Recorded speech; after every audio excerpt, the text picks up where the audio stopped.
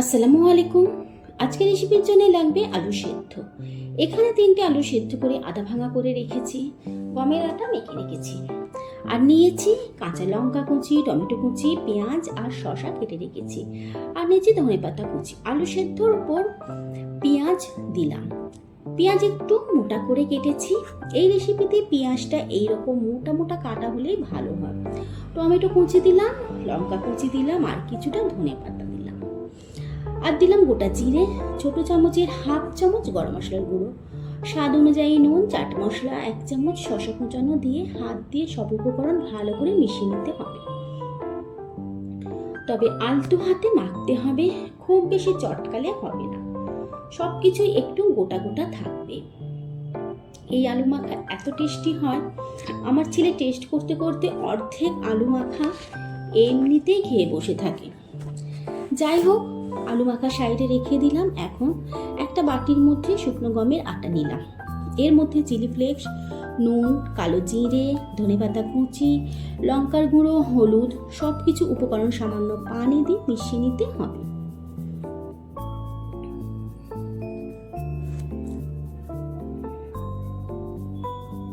একটা ঘন ব্যাটার তৈরি করতে হবে। একসাথে খুব বেশি পানি দিয়ে আটা পাতলা করা যাবে না।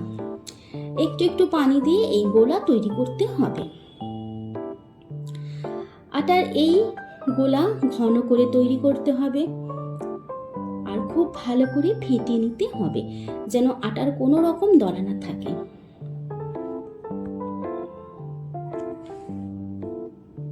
এখন ছোট সাইজের লুচি বেলে নিলাম। আর সব সাইজ এক করার জন্য একটা মাপ করে কেটে নিলাম। এতে করে কি হয়, দেখতে ভালো লাগে আর কিছুই না। সবগুলো একই মাপের হয়েছে, দেখো দেখতে কত ভালো লাগছে।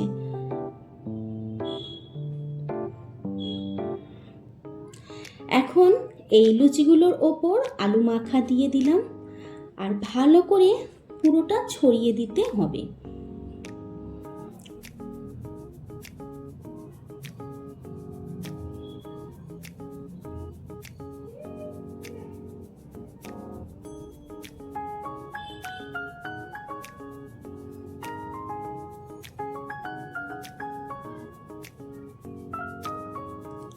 আলু মাখাটা ভালো করে সব দিকটাই ছড়িয়ে দিতে হবে।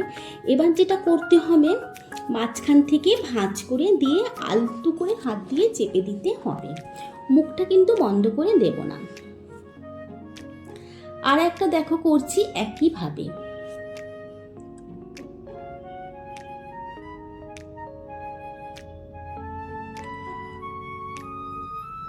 সবগুলো তৈরি করে নিলাম।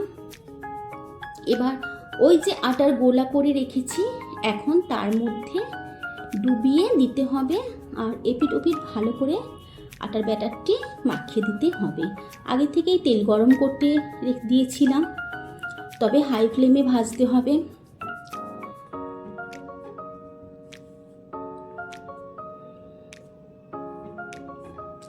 দেখো এপিট ওপিট করে কত সুন্দর লাল মুচমুচে করে ভাজছি।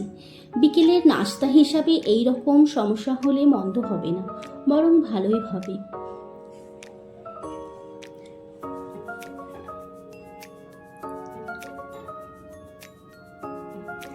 এপিট ওপিট লাল মুচমুচে করে ভেজে তুলে নিতে হবে, তাহলেই হয়ে গেল বিকেলের নাস্তা। আবারও কিছুটা দিয়ে দেখাচ্ছি।